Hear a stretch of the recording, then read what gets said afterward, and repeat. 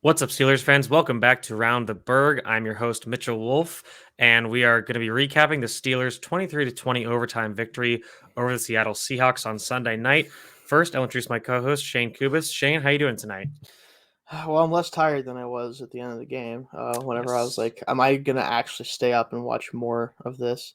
Yeah. Like, I guess I have to, but I didn't really Yeah. want to. Yeah. Well, I mean, luckily that I'm not going to have to do this much longer because this is actually our last episode because Yeah, honestly. I bet 1 cent on a parlay of an Eric Ebron third down conversion and a rushing touchdown, and now I have more money than Jeff Bezos. So Yeah, it's goodbye, everybody. We're done with the incredible podcast. job. Incredible job on that, honestly, right? Yeah, Like, who'd have thought? jeez. I mean, he All does right. something Well, for once, and it's not even remotely what he's supposed to be doing. yeah. Whatever. So as with Uh, most Steelers games this season, there's a lot to talk about. yeah. So I'm just gonna kick it to Shane, and just where do you want to start? Well, so for those of you that listened last week when we were like earlier last week whenever we did the preview, I went out on a limb, and this is probably my fault. I said, "Oh, we're going to win by 2 scores. Screw it. The Seahawks don't have Russell Wilson. Their defense has been garbage this year as Mhm. much as our offense has not really done much. We Mhm. finally came alive a little bit. Like, you know what? This will be the game, the get right game for everybody, right?" And the first half, not looking too bad. I'm kind of looking like, okay, maybe I was right. And then we all know what happened the second half of the game. So this is just what we should Really expect. just the third quarter. Mostly the third quarter, and then like just the fourth was weird because just teams were trying to figure out which one of us wants to lose, and like we couldn't decide who Yeah. wanted to lose the game. But this is kind of what the brand of football we're probably going to have to expect for the season if we want to be successful. So Right. I mean, this is what everybody on Twitter was saying there. Everybody was like, I really just want to go to bed. Like, I don't want to watch mm-hmm. this. Yeah. This is terrible.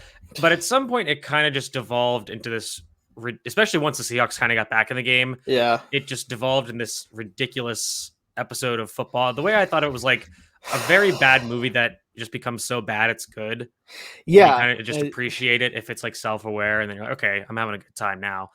But Right, I feel that, yeah. yeah, so let's just hit some of the other thing. I want to hit one thing, I guess, before we start. And I don't want to see Russell Wilson ever again in my life. This dude sucks. So this is the thing that sucks with Wilson, right? Is like you can tell, right, that he has this brand to him that he wants to portray. Like he wants to be that like overbearing, like so good that he's just like He wants to annoying be guy. early career JJ Watt. Right. And it's like, Russ, okay, you're a great player. We all know you work hard, okay? If you're 5'10" and a half and you made it in the NFL, you had to work pretty hard, no matter how talented you're, right? We understand this. Get off the field. Your finger's broken, all right? And it's a serious injury for a quarterback. I understand you can't play. Get off the field. Like I don't Honestly, care about your pregame routine. I don't know why, but him coming out for the coin toss for overtime, that made me more angry, honestly. I was like, what is like it's always every team, it's always one player. It's you, and for Seahawks, it's traditionally the backup quarterback. So send Jake Luton out or whatever. Right. Send Gino back out. He knows what he's doing. Yeah, let Gino be there. Yeah. Why are you out there? I just saw a tweet before this, and they're treating Russell Wilson like a Make-A-Wish kid. Which I was like, yeah, that's pretty much it. Like he's that kid from like that Kansas or Nebraska game where they give him a handoff and like the entire defense just lets him score at a spring game or something. It's like now I have to decide like who do I think is more insufferable, Russell Wilson or Baker Mayfield, and they're pretty much converging at this point. At least like so with Baker, like I'm not the biggest fan of him personally. Like I will say like I actually liked him a lot coming out in the draft, and I think that we'll I don't want to get too much into it, but he just has like he's in the media so much because of his stuff. Now, Grant, go make your money, man. Like if you want to do Hulu commercials and sell what's his name? Their tackles pads at a yard sale. Whatever. Listen, yeah, I'm not gonna crap on the progressive commercials. They're elite. They're very funny. Those are funny. Great, right? Yeah. But like him as a person too, like he has this air about him. He's trying to be like an edgy quarterback. And he's just so obsessed with the perceived chip on his shoulder, which you were the number 1 overall pick. You can't use that anymore. It's just Russell could because he fell in the draft, but he also won a Super Bowl. Right. So you can't use that anymore. It's over for both of you. Figure something else out. Yeah, pick a different shtick. Like like I said, would I trade places with Russell Wilson even if I had to Oh, act yeah. like him right now? Oh yeah, 100%. So don't take this as like, oh my god, you're crapping on this guy but like he just like I don't need to see him outside of throwing a football. I don't need to see him. Like I don't. I would be Right. perfectly fine if I only saw this man when he's throwing a football. That's it. Right. Okay. So So, that but was yeah, our little, tangent. Yeah, non-football tirade, but we'll right. we'll dive into the actual game. So I guess we'll start with the offense. And, as usual, it started out pretty bad. Although I guess the last 2 weeks was good, but this week it Yeah, wasn't. yeah, Three punts to start the game. The first drive, I think, was going well up until the third down when it had a false start, and that kind of killed yeah, everything, yeah. which is what we talked about. I think it was last week where he said, if the offense falls off schedule, it's over. That's the bill on this team right now. Like Exactly. teams know that if they can get us off schedule, whether it's through good defensive play or forcing penalties, unforced errors, it's going to throw off the entire rhythm. And at that Mhm. point, it's an uphill battle from there Yeah. to get back into it. Right. So then that gets us into about the early second quarter, at which point the Steelers put together 2 consecutive touchdown drives, Yep. which were both. I think I missed the first one because I was recording another podcast. So I think that was the one where they had a jet sweep to Deontay, and Yep. then it was Big the run on touchdown that. reception to Najee. So I missed Yeah, that drive. he had a great the sweep play with Johnson. I think that he actually is good of a run after the catch guy as Juju's been in his career because of his size and just his Mhm. physicality. Johnson is honestly more of a threat on that type of play because if he gets the edge on somebody and there's no Yeah. safety there that's in the back end to cut him off, he could go for a touchdown. So Yeah, I mean that was a really nice play. he has some very like Tyreek Hill like qualities in that. Like he's Yeah. obviously not as like straight line fast, but he's very fast and he has that really electric like open field agility where it just can make people miss the open field, which is awesome. Yeah, that was really cool play But so too. that touchdown happens. I think that they forced the Seahawks to punt. We'll talk about the defense later, but they get the ball back. Another good drive down the field, and they get Ebron on the rushing touchdown, as we talked about before. Yeah, that was a really nice call because they were obviously like the Seahawks, rightly so, and I actually tweeted about it. I said like that you could tell that the Seahawks were selling out for Harris, which makes sense. Like that's what they've been trying to go to on the goal line was him like jumping over the line and everything.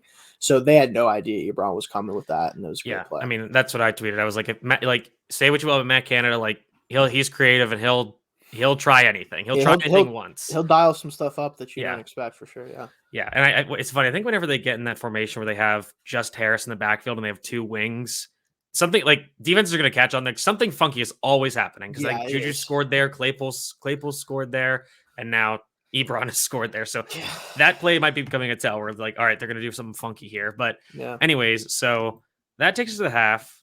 Steelers are moving the ball pretty well. Ben's throwing pretty well. It's the same offense as usual, pretty much. Running the ball well, which is good. Maybe not running the ball super well, but it's going. They're still sticking with it more than they had before last week. Yeah. Right. So. Offensive line's protecting really well. They're getting some good push on the defense, so that's great. So then we get into the second half. Yeah. And Seahawks get the ball first, they score. Next drive, Steelers drive down, get a field goal. And I think that was the drive where Ben was absolutely cooking. Yeah. He finally, because in this game, like he was definitely more of a true game manager type at the first half where he's just kind of getting the ball to where he needed to go, wasn't taking any time to make mistakes, just basically one read, get it out, and we'll move on. That drive is where he finally started to hit some of the throws that I think if we want to be an average offense at any point in the season, that's the type of drives we need to see from him at least a little bit more often, hitting those types of throws. Like that whole shot in cover 2 was awesome. I was going to say, so he fires that first shot like to the middle where he like threads the needle between 3 or 4 defenders to Deontay. Next play hit Deontay on a corner or cover 2 honey hole shot. Perfect. And I think the next one he tried to hit Claypool and missed him. Yeah, that one was the heat check because he's like, all right, I'm feeling myself. And he was just like, let me try this. Yeah. Yeah, exactly. So, get the field goal. Cool. Seahawks get another touchdown. They're only down by 3 now. And then the offense sputters out. So they have a 3 and out. They have Ben's fake fumble. And then another punt after 2, a drop by Deontay and a bad miss to Claypool. So, this was a little different because it's not like they had specifically big negative plays. They were just like everything went nuts. Yeah, it's just like this was one of those times where like I felt like the plays were there to make, more so than they have been at times, and it just didn't happen. Like that one, the drop for Johnson, like it was definitely not the easiest catch in the world. It's Yeah. not the type of drops that we saw from him last year, but it was Mhm. still a play that you, especially your number one receiver at this point, you Yeah. expect him to make for you. So Yeah, and yeah, that sucks, but, like, I'm not gonna because like, he had a drop earlier on the free play, yeah, the free play which touchdown, doesn't yeah, technically could have count, been, but, yeah. again, that's another kind of tough ball to reel in, did hit him in the hands. The next one, he's kind of coming back towards the ball, so I'm not too upset about that. And then I guess with Claypool being wide open and Ben just couldn't locate him, Yeah. that was just rough, which I think that's one of those I guess, mental mistakes where he just throws to where nobody is. Mhm. Yeah. Saw a lot of that, unfortunately, Yeah. at times, so All right. So then I guess the game is tied at that point. yep. At 17. So then the Steelers get the ball back. They drive down, do a field goal. And that drive, I think, because the Seahawks were kind of expecting the pass and they might have just been tired. The Steelers ran the ball pretty well. Najee was able to get some not chunk yards, but instead of 3 or 4 yards, it was like 2 six. yards, it's like 6 or Yeah, it was 7, like yeah. 6 or 8 or something, and running again really hard, getting murdered on every play. I'm like, Jeez, this yeah, is every ridiculous. time he gets up, I'm like, "Man, I don't know how you Yeah, were even, like, getting up that fast, honestly." Like, yeah, right. but So yeah, they get the field goal. Boz hit. I think it was like a 52-yarder or something, maybe because of longer. course he does, yeah, Yeah, that's what he exactly. does, So yeah. we'll talk about it later, but I mean, he's just crazy. So then Seahawks get the ball back. They get the field goal. We'll talk about the defense later again. So Steelers get the ball second in overtime, 3 and out. And some people were kind of like, oh, Ben did it again. And I don't, because he throws the short pass to McLeod. And I would quibble with that because the swing passes to Harris and the throw to Juju on the drag were very different because that was Ben almost pre-selecting Right. on every throw. This one, he read the field. He didn't want to throw downfield into a really covered throw. He kind of had to scramble and threw it to McLeod, who was wide open. And, McCollinsworth called out. That was just an incredible tackle by Trey Brown to just come It up and was absolutely really stick McLeod for no yeah, gain. like, nothing there, he had nothing on that, and Yeah. realistically, that's the thing, right, is if that was the play call, Hmm. that'd be a whole different situation, or if that was Ben's first read was throw it out there and just let McLeod try like, Right. that's a whole different thing than Ben having to actually make decisions and Yeah. end up getting to him, so Yeah. it's an unfortunate play, but it's not a play that I'm like, "Yeah, I can't believe that they even did it."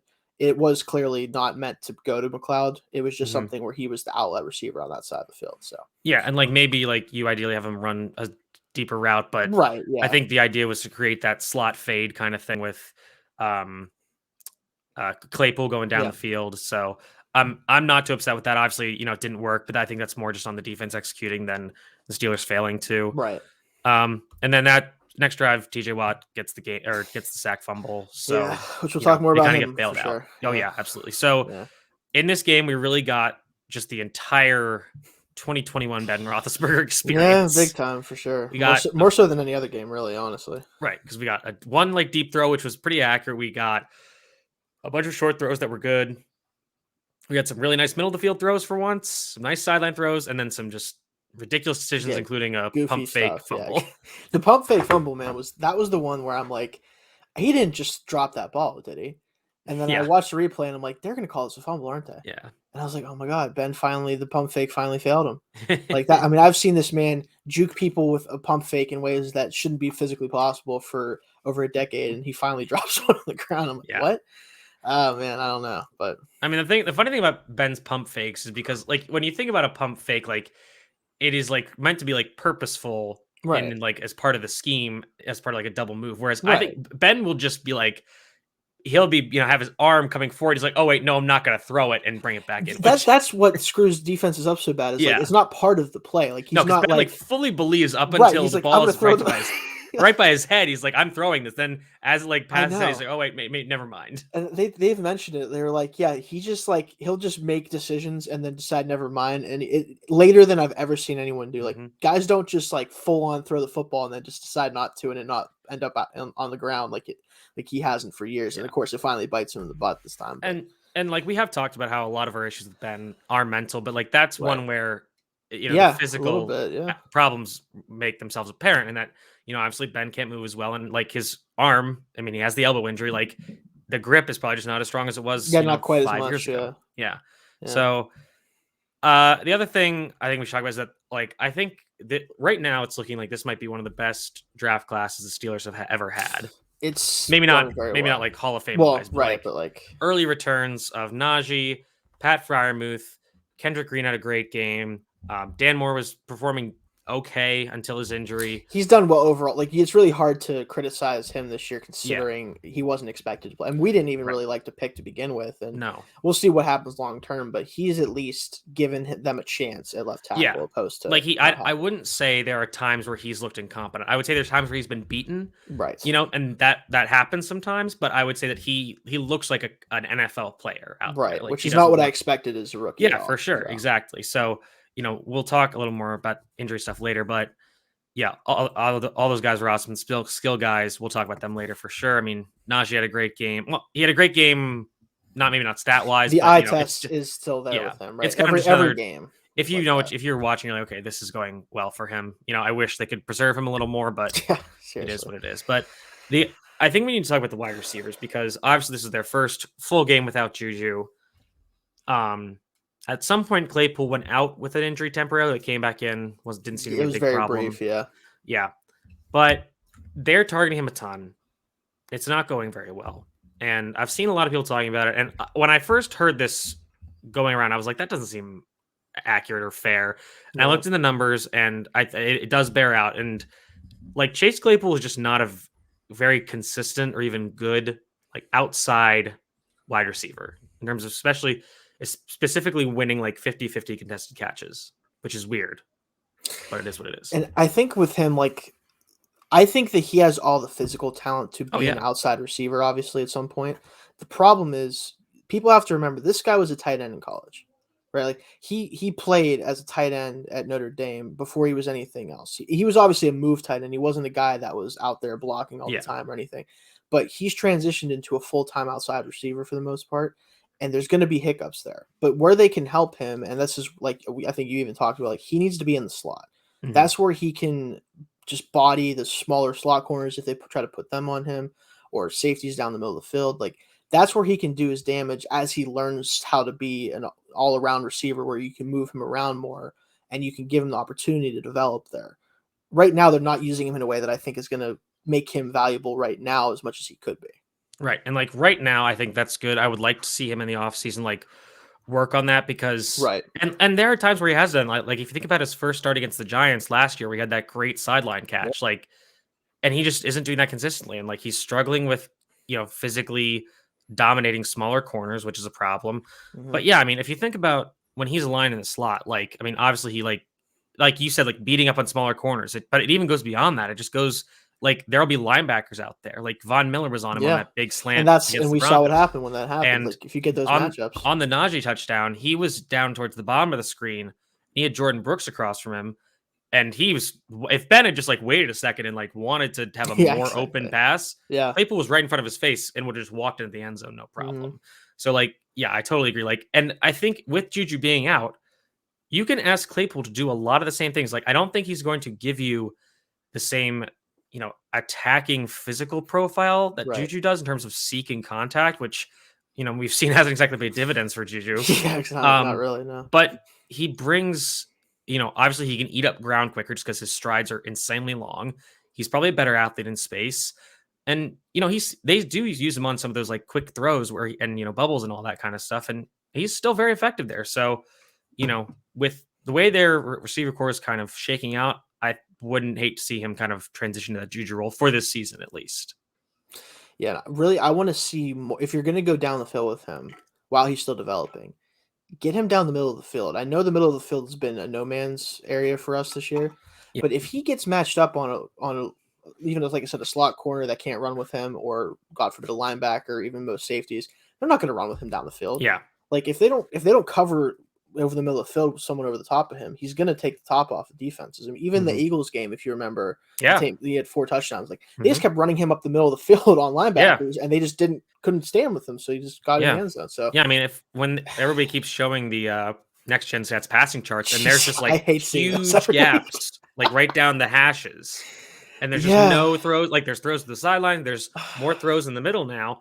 But like anything beyond 10 yards and anything down those seams, Just nothing. Yeah, Not even I trying. can't stand seeing those because like even this week, like it's not a bad stat, but it is an interesting one. Apparently, Ben's 19 out of 19 completions that are short were the most in the stack in I saw that, in yeah. their next gen stats Mhm. era that they've done, and like that's great that he's been efficient with those. But you have to at some point, defenses are going to give it to you because you're not showing it right, and you have Mhm. the guys who can attack that part of the field. Like as much as we don't love Ebron, he at least does have that ability. He can get down the seam. Now, whether he catches the football or not is questionable.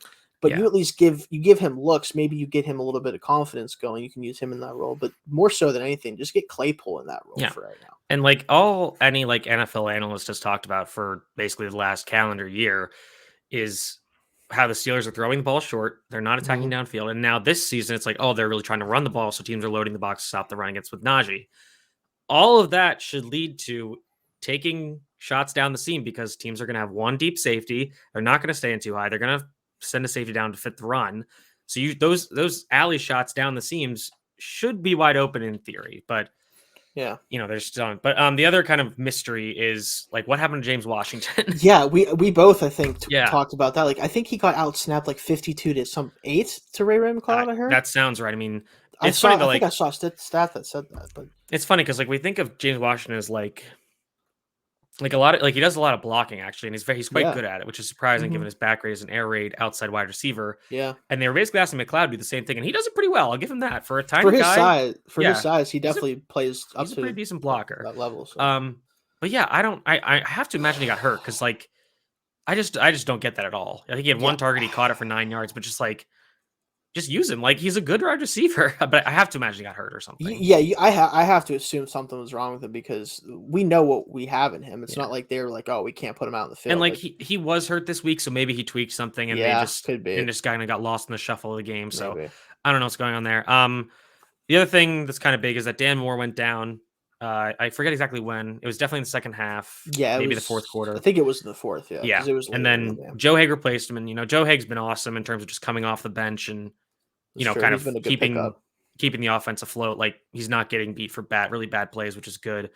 It'll be interesting because obviously the Steelers are going into their bye week, and theoretically Zach Banner is coming off IR soon. I think he's starting to practice, so he could be ready in the near future. Chooks has had 2 solid games, Yeah, he's definitely as looked a a lot pass more blocker, a little bit capable. as a run blocker.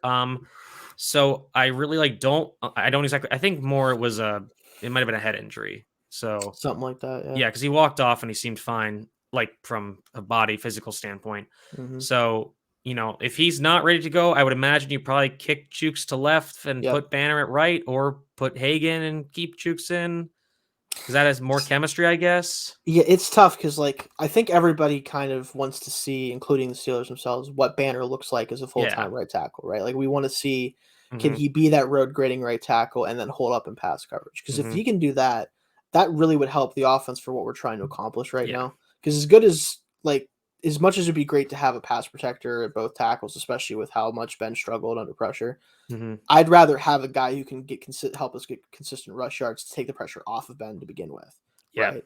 If I Hmm. had to trade, if we're going to do one of the two, and Banner obviously brings that profile, we haven't gotten a chance to see if he can do it full time. So I would like to see that, assuming it doesn't take someone off the field who should be on the field. So Yeah. I mean, and then the other side of that coin is that, like, the Steelers offensive line has gotten, like, much better. noticeably better every single week. And, Yeah. you know, Okorafor had to come out at one point. I think other guys have had to come out at different points. So, but for the most part, I think the line is gaining that chemistry that, we were kind of been harping on since the beginning of the season. Like Green and Dotson and Turner are Turner. playing a lot Yep. better together in the interior, which is great to see. Like we said, Moore is playing competently as a pass blocker, he's solid as a run blocker, and Chooks is kind of figuring it out too. So, I almost like wouldn't want really. I definitely see your argument, but part of me is like, I don't really want to see Banner come in because I don't want to make changes until somebody starts really screwing up. That's the problem with it, right? Is like, Hmm. especially at offensive line, no position thrives on continuity and rhythm and doing that than there's no other position Yeah. that does it like that. Like The, having 5 guys who are there every week builds that type of trust with each other. They know exactly what they're going to be doing every play. And it's just a feel that is hard to replicate if you put someone else in there that hasn't been there especially for this much of the season now. So it is a risk. I think that it might come down to health. Obviously, like Yeah. if Banner is fully healthy and someone isn't, then Mhm. you go to him. Or if the line does start to struggle again at any point, then we might see him. But it's tough because I do want to see what we have in him because of the Mhm. fact that I think he could bring that physical element to the tackle position we don't have. But we do run the risk of the chemistry kind of coming off at that point. So Yeah, definitely. All right, so I think that pretty much covers the offense. yeah, So we'll move on to the defense now. So, again, this was kind of a tale of a weird game for the defense. First yeah, half, absolute dominance. no, I think the spectacular. stat I heard was that the Seahawks never advanced past the Steelers' 43-yard line. Yeah, something like that. I don't think they ever got close. Every drive except for the end of half kneel down ended a punt. You Yep. know, Geno Smith couldn't do anything. The run game really couldn't do anything. There were a few times where they busted some plays because of some sloppy tackling, which we'll come Yeah. back to. Yeah, we'll talk about that. But on that, a very dominant first half performance. Like you said, like going into half, it's like, all right, cool, we're coasting here. This is great. And as we all saw, that didn't exactly hold up in the second half. The run defense in general, it's been hit or miss this year in general. Mm-hmm. But this game, those first couple of drives of the second half for the Seahawks, like that third quarter in general, Yeah, really just kind of exposed that if they can figure out a way to run the ball consistently, they can keep going to it. And Butler doesn't have an answer right now. right. And that's what's concerning for me. So this is the weird part is that so the Seahawks come out of the half and they basically just say, all right, we're running because like I think he's their offense coordinator, Shane Waldron, who was one of the coordinators for the Rams the last few years. Yeah. And their strategy was just, okay, we're just going to run outside wide zone the rest of this quarter. And it worked a lot. And Yeah. a big part of the reason was because the Steelers were very poor at tackling in that quarter for some reason. But also a lot of times they were just not in the right gap. Yeah. Now, the weird part is that pretty much after those two drives, the Steelers finally deploy a bear front with 5 men on the offensive line, basically on the line of scrimmage. So you lock up all the gaps, which is kind of the known antidote for stopping a wide zone attack. Exactly. It just took them 2 drives to decide to do that. And then after that, the Seahawks offense, especially running the ball, mostly evaporated. Yeah. So I don't know what Butler's thought process was there. But that's the weird thing about it, right? And we've talked about, like, a lot of people talk about this, and like I don't necessarily know if I'm 100% on it, but I don't think Butler really is doing a whole lot for this defense at this point. Like, oh no, it feels like the talent on the defense is really 100% carrying it at this point. And you see that we know about his weird obsession with linebackers on receivers, which I'm pretty sure Metcalf had one of his better plays on Devin Bush, if I'm not mistaken, at one point in the game. So he does stuff like that, which again we'll never understand. But then it's adjustments, right? Like if you know they're running wide zone and you knew 2 or 3 plays into the second half, like, yeah, they're just going to run wide zone. Like you said, he knows as a defensive coordinator, he has to, what you need to do to try to stop that from affecting you so badly. Yeah. Now, part of it was obviously the tackling. Like, there should have been less big plays in the running game just if they could tackle. Like, especially, this wasn't even in the second half, but that catch and run by Travis Homer early on, like, that's just a bad tackling, and you can't blame anybody other than the players for that. Yeah, for sure. But at some point, you have to put them in a position to succeed, right? It does, like, especially with a depleted defensive line and Cam Hayward out there basically dominating by himself. Like, and that's exactly it, because every time they would just run away from Cam Hayward, right, and be able to bust it. And we've talked about how Isaiah Buggs has played pretty well up to this point. I think he got hurt at some point and tried to play through it and was clearly affected. We mentioned the rookies earlier. I don't think I've ever been as wrong about maybe just a Steelers rookie, maybe a rookie in general, as Isaiah Loudermilk. Like, he's not dominating, but he is contributing positively pretty much every play he's out there. So all the credit in the world to him, and screw me for being an idiot. Honestly, I'll tell you something. I think we talked about it like early on when we started the podcast about the draft picks and everything and the rookies and expectations. When he was drafted, I was talking to my friends and I was like, did you see the pick we just made? And they're like, yeah. And I'm like, what in the world are they doing? Because I'm a Wisconsin fan. Right, yeah. So I've seen him play. And it's not that I felt like he was like nothing or that he didn't deserve to like get a chance in the NFL, but to be drafted really hard, pretty much at all, let alone Yeah, not with the outside of trade like up. the seventh. Yeah, with the trade up. I'm like, he just doesn't have the athletic No. profile to be a guy that is really draftable to begin with. Mm-hmm. But something about the Steelers and their defensive linemen, like they always find guys who just they can contribute. He might never be a full-time starter or a star by any means, obviously. But the way he's looking right now as a rookie, he very well could be a contributor in the NFL for a long time. Like we've seen guys with the Steelers, like he kind of almost like in the same way. I know that it was a different situation they came in the NFL as, with like Ziggy Hood. Mm-hmm. Honestly, like got Yeah. those types of guys, like they're not spectacular. They don't do anything particularly great, but they know where they need to be.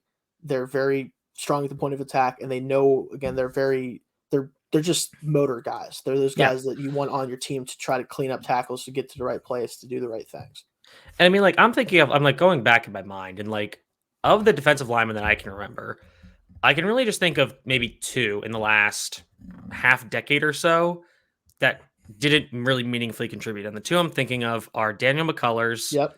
who was on the team for a very long time. Yeah, weirdly long, honestly. And Joshua Frazier, who was like a sixth round pick from Alabama, and I think just because the new D line coach knew him, was like, "We'll give this guy a shot." But We'll like give him a shot. Yeah. everyone else, LT Walton, Isaiah Buggs, Carlos Davis, now Isaiah Loudermilk, they've all just been, again, maybe not necessarily elite starters, but meaningful contributors in those late round picks. Even obviously, to a you have guys later, like Cam yeah, and yeah, Stephon and Javon Hargrave, who's now with the Eagles. who's You know, dominating when they're yeah, with exactly. them. Yeah, even So Alu to a certain extent yeah, too, like reclamating him after being a failed hmm first round pick. Like Steelers, something about the way that we play our defense just gets these guys to a position where they can be contributors, like you said, yeah, and it worked again. It seems like. but yeah, and that's the thing is like we said, like it just took too long for them to deploy this pretty well known killer of outsides, and like that's how the Patriots beat the Rams in 2018 Super Bowl, and they kept them from doing anything just because they're like, all right, we're gonna run this defense, and it worked. And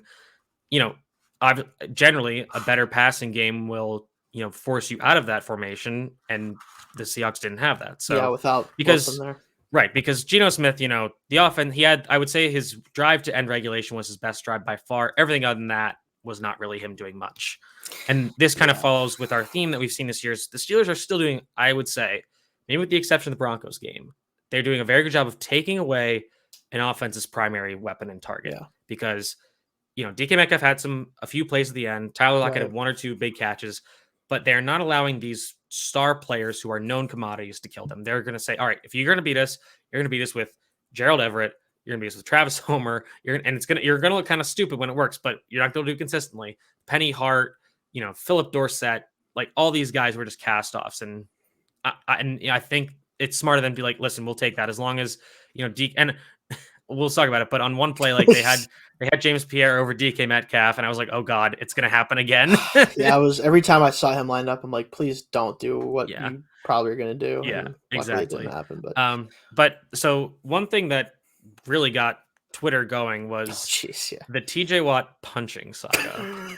Now, everybody knows TJ really likes to try to punch out the ball, and it obviously worked out later in the game. Yeah. I was fine with the penalty. You see, so the problem is, it looked really bad, right? Yeah. So because it kind of just looked like, when I first saw the replay, I'm like, did TJ start a fight with somebody? I thought, if you were looking at it from the wrong angle, he is just winding up jabs or crosses to the face. Like he is just going after Collins, because Collins has the ball up really high. Right. So it looks like he's trying to knock the dude out. And I'm like, yes, TJ, what are you doing? And then I see him like, okay, he is trying to hit the ball. It's so good because he gives him an uppercut, trying to get the ball from under him, and then just goes after his face. He went with the freaking wombo combo on him. Like it was like, what are you doing? Give me the old 1-2, see? It's crazy. I'm like, it looked nuts, and I totally get why it's a penalty. Yeah, I'm fine with it. And I appreciate everybody coming to his defense, but still, it doesn't look good. I think this is a penalty, and I can't think of an exact example where it would be similar, but it's this is a penalty about the result versus the process, or it's all about the result. If he punches out the ball, no penalty, but which is dumb. It's kind of dumb. Also, you're doing this on the 5-yard line. It doesn't matter. I think it was on second down. So it moves the ball forward 2 yards and it's a first down. Fine, whatever. but that was just very funny because everybody Yeah. was just getting mad about I mean, like, and it's then a of course, non-story at this point, but like yeah. it's so comical though to see. And then I think the Browns SB Nation site tweeted Oh, some jeez. like tweeted a video of some like this like playground fight, and I was like, "Are you really the ones that should be tweeting this out?" Listen, okay, yeah, you guys, you're opening yourselves up to something you don't need to do right now. Yeah, it's So like don't. let's glass houses, yada yada yada. Yeah, Um, so third quarter's bad, right? real bad. Then they start the different defense, and suddenly it's back to kind of the first half. And Seahawks, they do have a few nice plays here and there, but pretty much the Steelers stopped them from doing much until the final drive of the regulation, which of course the Seahawks have a few nice pass plays, get in the field goal range and kick the field goal. Yeah, I will say DK Metcalf almost, it didn't end up mattering because they lost anyway, but he almost was the GOAT. Like he just, you can't in that situation, right? You get a really nice playoff, you're in field goal range, step out of bounds. Yeah. And instead, he very easily could have cost him the game right Yep. then and there, not even had an overtime. Yeah. And I mean, I'll say this, like there was another play, and I think it was on that drive where Minka wrapped up DJ Dallas and he like yep, rolled him to the ground, but was able to knock the ball out, yeah. not hit the ball out by wrapping around with his backhand, and it just kind of didn't bounce their way. Right. A few plays later, James Pierre has a textbook punch out on DK, and the other receiver picks it up. And so, eventually ball would not lie for the Steelers, but huge play there. They get, and then there was that whole thing with the review, which so I understand. Like Tomlin was pissed, and you could tell that is the understatement furious. of the century. He was furious. I've never seen him that mad. I've never seen him throw that many F-bombs right in the referee's face. And you know something, like I kind of like it. Obviously, Did you hear what he said after the game? I didn't get to see the exact quote, but I okay. So there was a tweet from somebody who was in the building and heard him yelling to his team, "I'm telling the truth. I'm going to write a check to the league office right now." Because of what he was going to say. And he went on to say, like, this was an embarrassment. Like, I couldn't believe it. I hated it. It was ridiculous, like, everything. But he's like, I'm writing a check and I'm fine with it. I'm going to tell the truth tonight. And I like that, right? Because I like whenever he does have the opportunity to kind of, like, not be the guy that just answers the questions exactly how head coaches are designed to answer questions. And, like, the whole thing with it, I understand why he was frustrated because it's like we had a chance to obviously end the game right there. And then they're hustling up, they're trying to do that. And like the problem is realistically, if they don't do that review and they let everything happen, they just get the ball with a second left anyway because they spiked it in time. Yeah, right. For sure. Like so that's the problem. Is like I totally understand why he's frustrated because he wanted the game to be over. He's like, I want to leave too. So like this is what I think the refs thought. Right. So everybody's like, isn't there this 10-second runoff after review? There is if the call is reversed. So I'm trying to think that if they thought there was a chance that it was an incomplete pass, they wanted to review it, and then it would run the 10 seconds off. But based on when the ball was recovered, I still don't think it would have mattered. No, I don't think so. Unless that's the thing. Unless they would require the ref does the start on my whistle. Right. And which maybe there's like 3 seconds left, but I think the Seahawks would still be able to spike it. Yeah, they would be able to be at the line, and they'd be able to just spike it, be done with it, and that would be it. So, obviously the crowd was very upset, but I think that was all just because they saw triple zeros. Yeah, that was like the problem with the I think clock, I think it's like the actual result either way didn't really matter, but it was just kind of a weird way to end the game, or at least end regulation, because the Seahawks do kick the field goal to tie it. The other thing, which we got some more news on, so Darrell Taylor, the Seahawks defensive end, had a pretty scary injury, and apparently people were saying the Steelers fans were doing the wave, and I don't know if that means like put both your hands up around the stadium, or if they were like waving like bye. So what I've been able to figure out, because I was really interested in seeing what was going on. The story originally was that they were doing like the actual wave, like what you think, right? Yep. Now apparently some people that were in the section that were saying that happened, they just apparently did not know at that point that the injury had happened. Yes. Because obviously I don't expect really any fan base to do something like that on purpose. Right? I would hope it just doesn't not. make sense, right? Because it's like you could tell like it was very scary, obviously, just from the way that they handled it. And luckily it seems like he like I'm sure you're going to talk about, seems that he's going to be all right, Mhm. which is great. But in those types of injuries, like of any fan base, we should know. You do Yeah, not mess around exactly. with that. Like we know what Yeah. happened to Ryan Shazier. Like we know what can happen in this sport. Mhm. I have to assume it was just a misunderstanding type of thing. Yeah, I'm based on how everything was tweeted about it. It seemed like it was the stadium wave where people are putting Right. both their arms up, yada yada. And apparently Carlos Dunlap was upset, and Steelers players were saying, "Hey, stop! This is serious." And again, like when you're a fan, like you don't really know that because the broadcast handles it very different. Like they're gonna say, like, "Oh, this is bad. Like here's an injury. Like it looks bad. We'll show it to you." Whereas the stadium's gonna be a lot slower to respond to that. And they might not even Yeah, show the actual angle. So exactly. I don't think it was malicious. If it was, I would. That's That's bad. very bad. And Like as like bad you as it said, gets. I tweeted this as well. Like Steelers fans should know better. Like even thinking about like when this happened to Ryan Shazier, you can't do it. But it seems that there is no injury. He's moving all his limbs. He's going to be fine, which is awesome. He had a really good. I'll say like I like Taylor a lot coming out in the draft. He had a really good game, beat Moore a few times. He Really good did, player. yeah. So he's having a really good season apparently. So all the best to him, and it seems like he's going to be okay, which is great.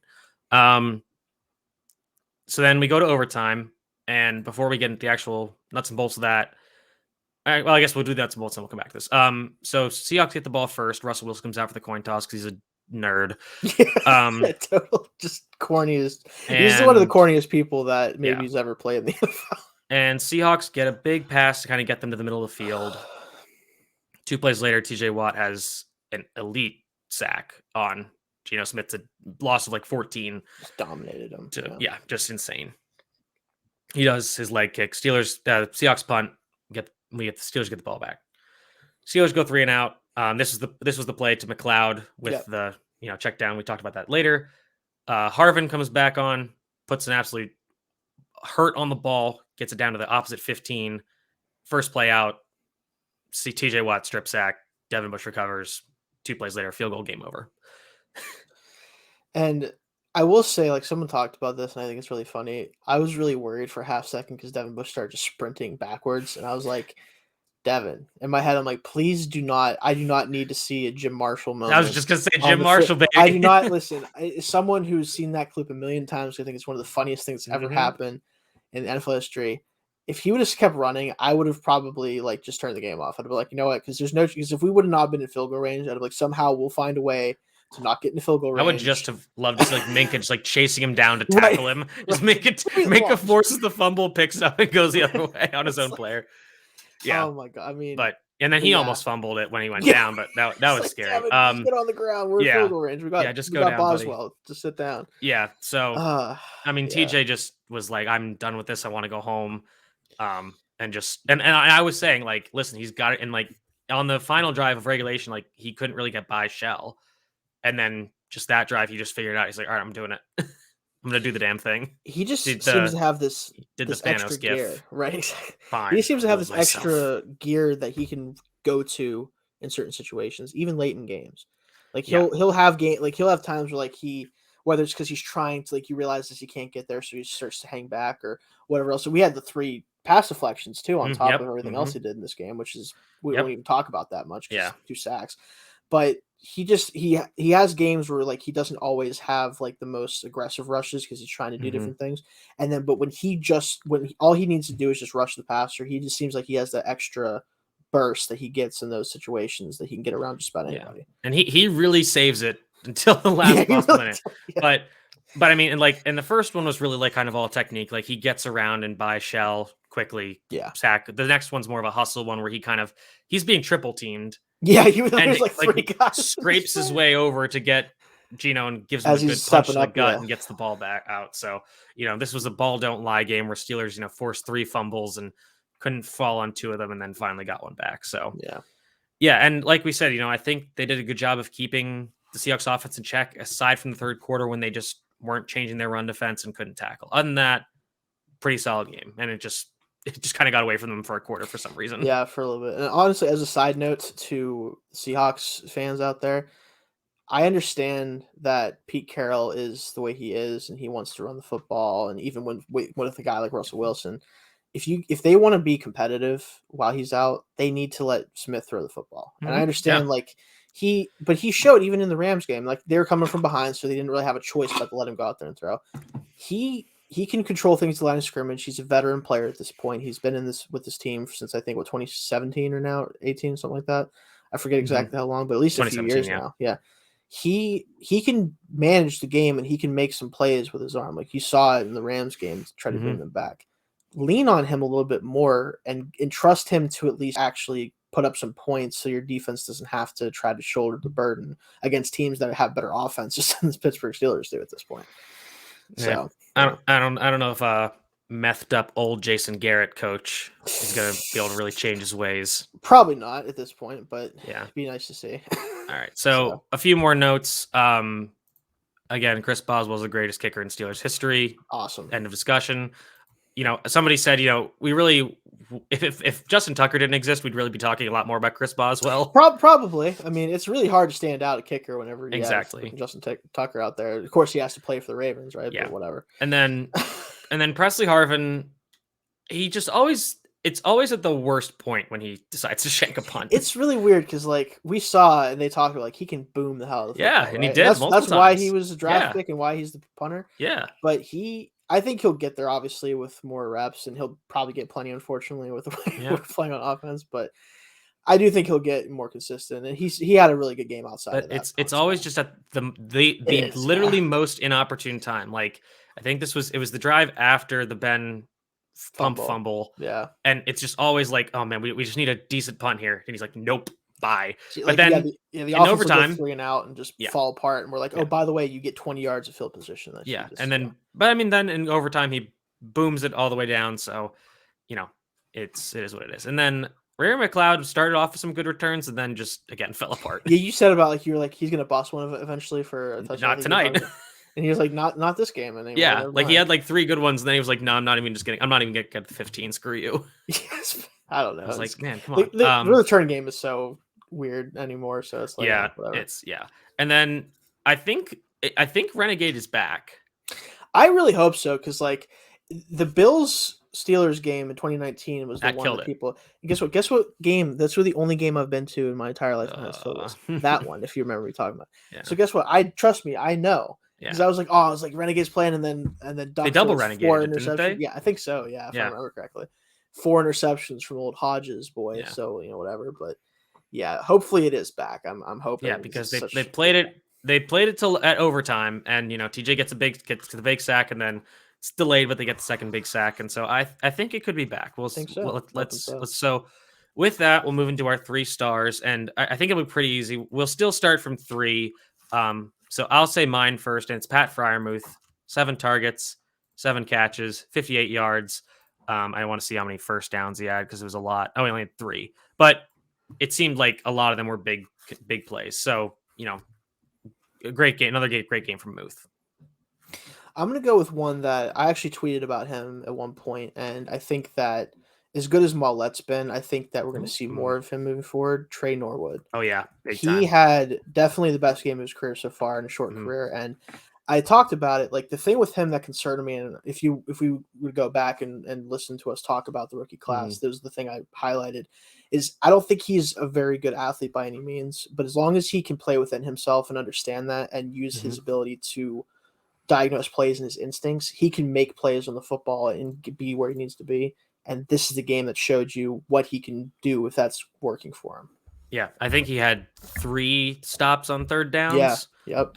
And I'm just looking at his PFF grades, and again, take them for what you will. He had a 92.9 overall grade, which was the highest on the team on only 15 snaps. But 3 tackles, none missed, 2 stops, targeted 4 times, allowed 3 catches for only 5 yards with 1 pass breakup. He was just getting to the ball as soon as the ball got there, and just there was no movement for the offense once he got there at all. I do like the rotation of him and Maulet, though. I like Maulet's been way better than we expected. So I like what helps. They've figured something out there in the back end, and I think it's working. I really like what's going on there. Yeah, for sure.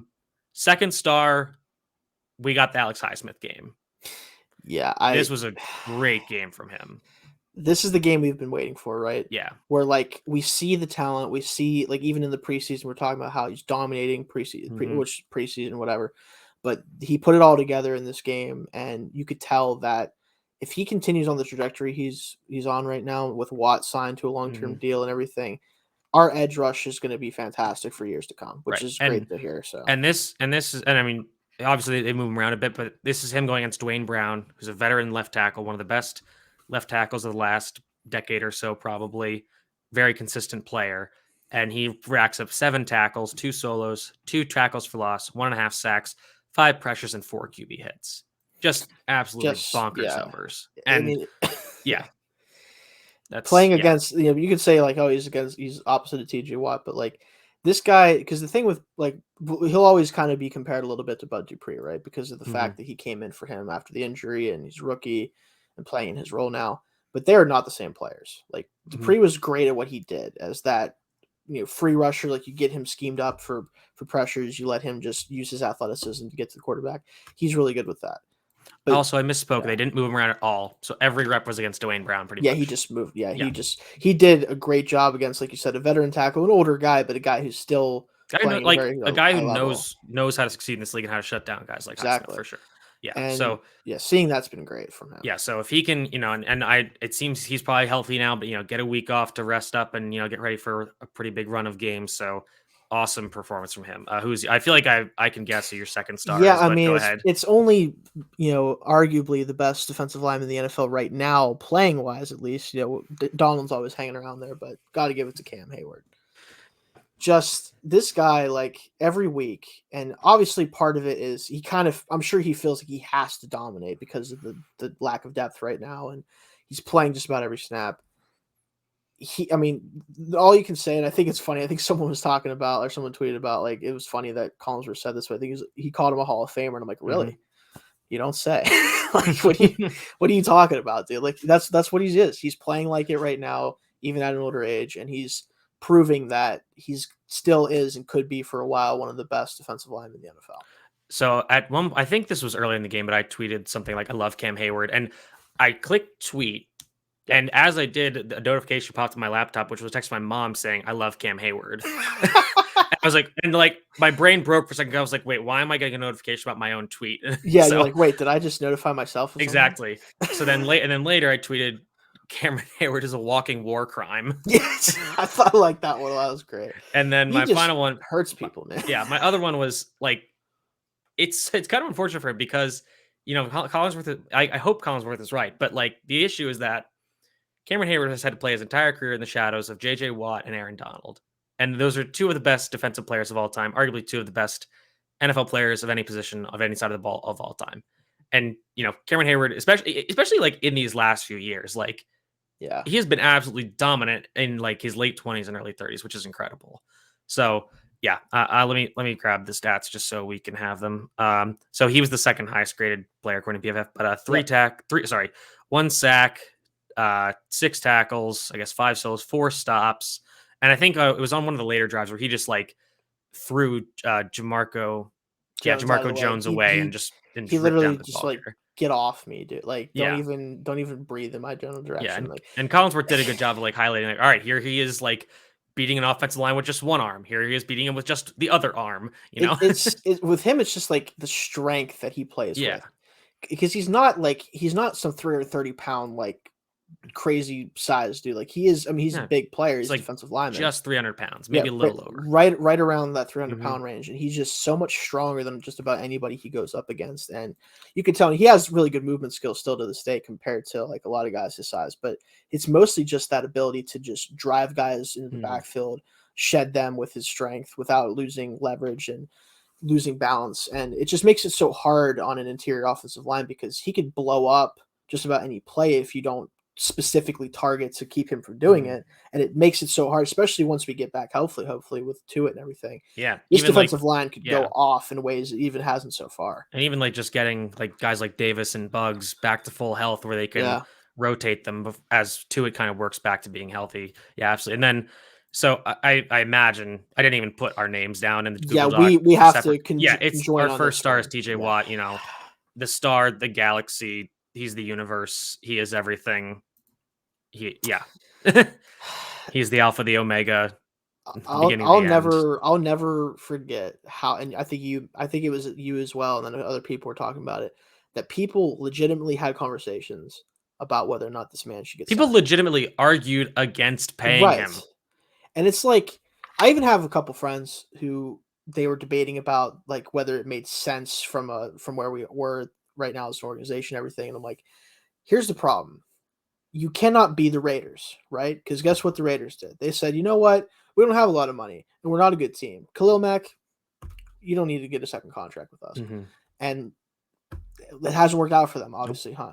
Their defense is just as bad as it ever's been, I was wondering where you were going with been, this conversation, but now I right? see. No, like this is what happens though. Like when you get generational talents at a premium position like edge rusher, Mm-hmm.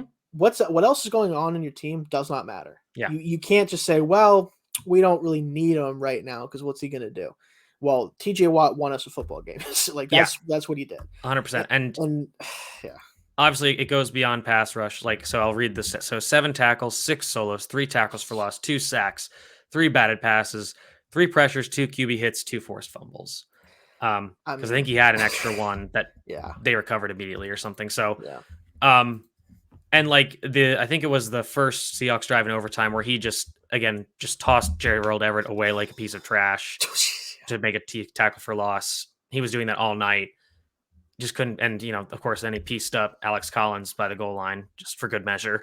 Right, yeah, just gave him a couple haymakers, but yeah, just this guy, like every week, you can just tell that like he's just different. Again another guy that like might still not be at full health, and this was arguably the best game of his career. Yeah, you could throw it up there with just about any Yeah. game that he's played, at least, especially from an impact standpoint. Like Yeah. batting 3 passes and forcing 2 fumbles, one of which wins you the football game in overtime. Like it never ends with him. There's always something he does every week where you're like, what in the world is TJ doing? Yeah. Like now they have him like up in the middle of the field sometimes rushing, Mm-hmm. and that's when he got the one batted pass. He's coming from the inside. Like they're just letting him do whatever he wants to do. He's like, yeah, I'll just go do whatever X thing I'm thinking about doing. It's insane. Yeah, it's awesome. So, but yeah, that'll do it for us. We had a nice long episode. We had a lot to talk about today. It was nice to talk about a win and also still have a lot to talk about. So now we have the bye week coming up, and so we're just going to I think we'll kind of look back on how the season's gone so far, do some prognosticating, maybe take a look around the rest of the league. We're trying to get on a pretty high profile guest at some point in the next week. So that should be coming soon. We're not sure exactly which day it is, but that ideally should be happening. So we'll keep that a secret for now. But in the meantime, Shane, let the people know they can find your work. Like always, you can find me on Twitter at Shane Kubis, especially on Steelers games. You'll see me tweet mostly smart things I like to think, but also sometimes just stuff that I'm like, what in the world just happened because I'm watching the Steelers. And obviously, you can find all of our stuff at Steelers ATB, and also you can find a lot of my writing at Steelcart. Absolutely. You can find me at Mitchell T. Wolfe, WOLFE. And as this is the bye week, it perfectly coincides with the start of this season of The Bachelorette, where you can follow me and find my live tweeting of those episodes starting on Tuesday. Absolutely. Thanks for listening, everybody. We hope to have you back next time.